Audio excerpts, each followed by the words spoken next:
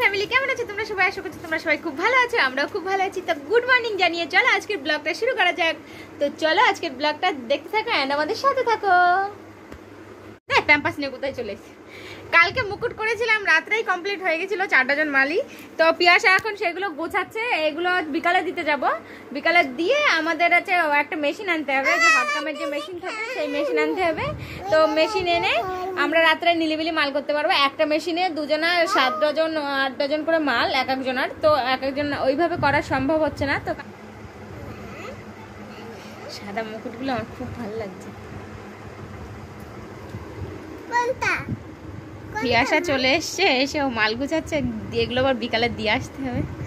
আর ও যে ওইগুলো রয়েছে ওইগুলো তো তোমার এখনো কাটা বাকি রয়েছে, ওগুলো আজকের থেকে শুরু করব। এই দুটো এমার্জেন্সি ছিল বলে তাড়াতাড়ি করে কমপ্লিট করে দিলাম। প্যাম্পাস খাবো আমি। প্যাম্পাস কি করবো নাকি? তুমি খাও। পরেও আজকে বৃহস্পতিবার, ঘর দুয়ার একটুখানি লেপতে হবে। তো এই ঘরে তো লেপা লাগে না, যে পেপার পাতানো আছে। আর ওই রান্নার জায়গাটা ওইসব জায়গা একটু লেপা পুচা করে তারপরে রান্না করতে যেতে হবে। তো এখন যাব, কাজ এখন আর করবো না। মুকুট নিয়ে আর একেবারে স্নান টান করে তারপরে বসবো। দেখ কি করে রে।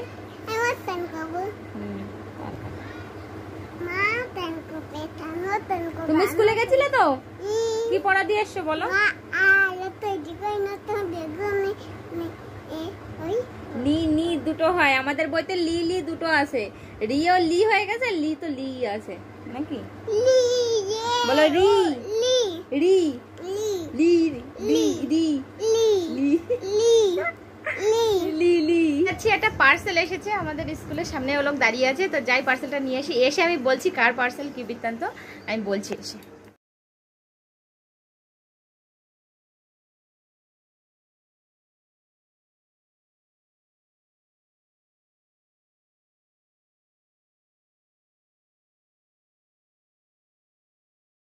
এসেছি পার্সেল নিয়ে। এত পাতলা, মানে উন্নাটা মনে পাতলা। তো এর ভিতরে আছে একটা স্কার্ফ। তো এটা হচ্ছে আমাদের পাশের বাড়ি একটা দাদার মেয়ের, দাদা না কাকার মেয়ের। ও বলেছিল যে বৌদি তোমার ফোন থেকে একটা উন্না স্কার্ফ অর্ডার করে দাও। তো আমি সেই দেখছিল আগের দিন, দেখতে দেখতে বললাম তাহলে অর্ডার করে দিই। আর অর্ডারও করেছি এমনভাবে, অর্ডারটার ঠিকানাটা ছিল আমাদের গড়জেলায় দেওয়ার কথা। তো ঠিকানাটা দিয়েছি আমরা বলদেঘাটা ব্রিজে, মানে আমার বাবার বাড়ির ঠিকানা। আমার এই দুটো ঠিকানায় আর কি সেট করা আছে। একটা এখানে থাকলে এখানে অর্ডার দিই, আর একটা ওখানে থাকলে ওখানে অর্ডার দিই। তো সেই জন্য ওইখানের ঠিকানাটায় অর্ডার হয়ে গেছে। তো দাদা, হ্যাঁ বলো। আচ্ছা, তো দাদাটা ফোন করে বলছে যে এরকম পার্সেল আছে। তা আমি বলছি তাহলে এই ঠিকানায় আসো। তা উনি বলছে যে আমি এখন বলদেঘাটে দাঁড়িয়ে আছি। তাই আমি বললাম তাহলে আমার ভুল হয়ে গেছে, আপনি কি আসবেন? তা বলছে হ্যাঁ, উনি দাদাটাও খুবই ভালো। তা বলছে হ্যাঁ আমি আসবো। তো এসে আমাদের গড়জেলায় এসে দিয়ে গেল পার্সেলটা। তো বিপাশার পার্সেল, বিপাশা এসে খুলবে। তো আমি আর খুলছি না। তো চলো এখন আমি আমার ঘরের কাজ করি। বিপাশা এসছে, তারপরে ওকে ওর পার্সেলটা আমি দিয়ে দিলাম। আমি বললাম তোর পার্সেল আমরা খুলিনি, কিন্তু তুই খুলে দেখ ঠিকঠাক আছে কিনা। আমি ভিডিও করে নিয়েছি এমনি।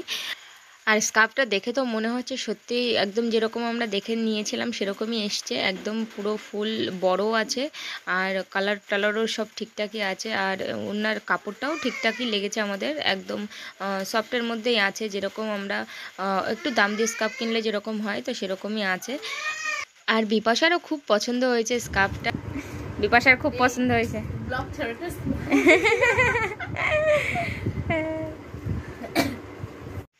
এতটাই পছন্দ হয়েছে, ও আবার গলায় দিয়ে দেখছে যে বৌদি দেখো তো ঠিকঠাক লাগছে কিনা। আমি বলছি একদম পারফেক্ট লাগছে, দেখতে একদম ঠিক লাগছে।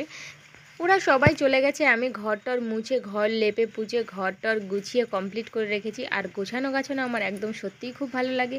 সবসময় ফিটফাট থাকলে আমি নিজেও ফিটফাট থাকি, আর ঘর দুয়ারও সেইভাবে আমি ফিটফাট রাখি, যে আমার নোংরার ভিতরে থাকতে একদমই ভালো লাগে না। আর তারপরে আজকে বৃহস্পতিবার, ঘর পর লেপে পুছে রান্না বাড়া করে তারপরে আমি একদম ফ্রেশ হয়ে নিয়েছি। আর রান্নাতে আজকে ছিল ডিমের কারি আর হচ্ছে গুছিয়ে নিয়েছি। চলো এখন ঝটপট পুজোটা দিয়ে আসি, আজকে বৃহস্পতিবার আছে।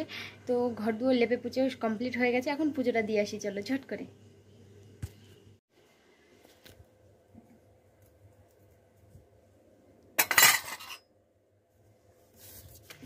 থালা বাসন মেজে টেজে নিয়ে আমি ধুয়ে চলে এসেছি। এবার আমি মন দিয়ে পুজোটা দিয়ে নিই, তারপরে তোমাদের সাথে আবার দেখা হচ্ছে। এখন বসে গেলাম ভাত খেতে। গরমা গরম ভাত, উচ্ছে আলু ভাজা আর ডিমের তরকারি। লাল তো বন্ধুরা শুয়ে পড়েছিলাম, শুয়ে পড়ে একটা কথা মনে পড়ে গেল, ভাবলাম যে তোমাদের সাথে শেয়ার করব, যেটা তোমাদের মনে হয় তোমরা সেটাই বলো, অবশ্যই কমেন্ট করে বলো। তো সংসার জিনিসটা এমনই, বিয়ে হয়েছে, সংসারে অশান্তি খুঁটিনাটি যা হোক সবার কম বেশি লেগেই থাকে। এমন কোনো মানুষ বলতে পারবে না যে আমার সংসারে অশান্তি নেই। তো সেগুলো কাটিয়ে উঠেও তারপরেও দিনের পর দিনগুলো আমাদের কাটাতে হবে। তো যখন ওই সিচুয়েশনের মধ্যে দিয়ে মানুষ যায় তখন সেই বোঝে যে পরিস্থিতিটা কেমন এখন।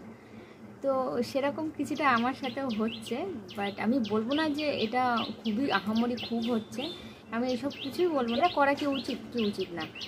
তো যাই হোক, আমার ঘরে আমরা থাকবো সবাই মিলে একসাথে, আমরা আনন্দ ফুর্তি করবো, এটা লোকের সহ্য হয় না, সবাই সহ্যও করতে পারে না।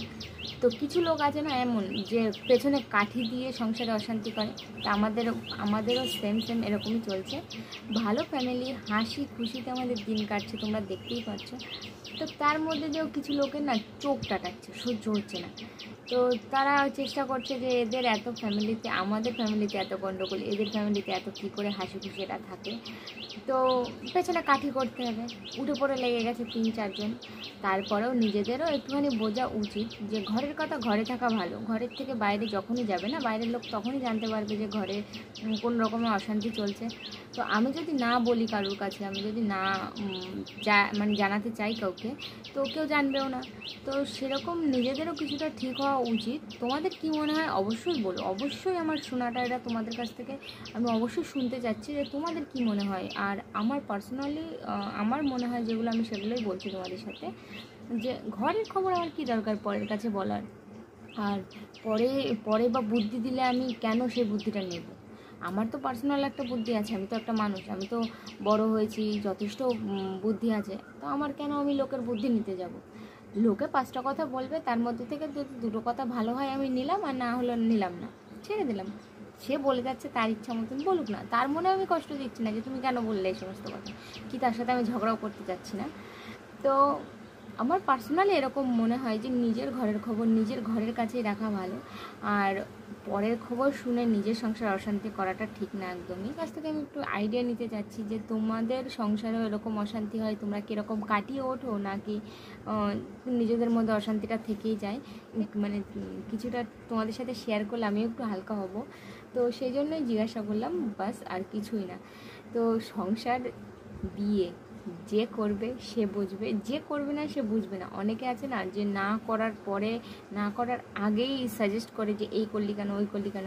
আরে তুইও সংসার কর, তারপরে তো বুঝবি সংসারের মর্মটা কী। তো আমিও তাদের বলতে চাই, লোকের ফ্যামিলিতে কি চলছে কি না চলছে তুমি জানো না। ফট করে তুমি তাকে একটা বলে বসলে, তখন তুমি তার কাছেও খারাপ হচ্ছ, আর নিজে তো তুমি খারাপ বলছোই।